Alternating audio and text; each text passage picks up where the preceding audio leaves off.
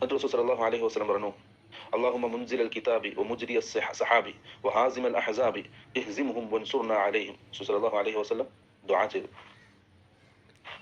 اللهم منزل الكتاب, വേദഗ്രന്ഥങ്ങൾ ഇറക്കിയ അല്ലാഹുവേ, വമുജ്രിയ സഹാബ്, മേഘങ്ങളെ സഞ്ചരിപ്പിക്കുന്നതായ അല്ലാഹുവേ, വഹാസിമൽ അഹ്സാബ്, സഖ്യകക്ഷികളെ പരാജയപ്പെടുത്തിയ അല്ലാഹുവേ, ഇഹ്സിംഹും, നീ അവരെ പരാജയപ്പെടുത്തണം ശത്രുക്കളെ, വൻസുർന അലൈഹിം, അവർക്കെതിരെ നീ നമ്മളെ സഹായിക്കണം.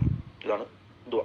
അപ്പോൾ ഇവിടെ റസൂൽ സല്ലല്ലാഹു അലൈഹി വസല്ലം സഹാബാക്കളോട് യുദ്ധത്തിന്റെ സാഹചര്യത്തിൽ ആ പ്രശ്നങ്ങൾ വന്നാൽ, ശത്രുക്കളുമായുള്ള ഇത് വന്നാൽ നിങ്ങൾ ക്ഷമിക്കണം, ക്ഷമിക്കാനുള്ള പ്രോത്സാഹനം സഹാബാക്കൾക്ക് നൽകണം. അതിന്റെ വാക്ക് റസൂൽ സല്ലല്ലാഹു അലൈഹി വസല്ലം പറഞ്ഞു, വഅലമു, നിങ്ങൾ അറിയണം, അന്നൽ ജന്നത തഹ്ത ദിലാലി സുയൂഫ്, വാളിന്റെ കീഴെയാണ് സ്വർഗം. ഇത് യുദ്ധത്തിന്റെ സാഹചര്യത്തിൽ സഹാബാക്കൾക്ക് റസൂൽ സല്ലല്ലാഹു അലൈഹി വസല്ലം നൽകിയൊരു സന്തോഷ വാർത്തയാണ്, ശുഹദാക്കൾക്കുള്ള സന്തോഷ വാർത്തയാണ്. ഇതോടുകൂടി നമ്മുടെ ബാബ് തീർന്നു. ഇൻഷാ അല്ലാഹ് നമുക്ക് നാളെ ബാബു സിദ്ദീഖ് തുടങ്ങും. അൽഹംദുലില്ലാഹി റബ്ബിൽ ആലമീൻ. അസ്സലാമു അലൈക്കും വറഹ്മത്തുള്ളാഹി വബറകാതുഹു.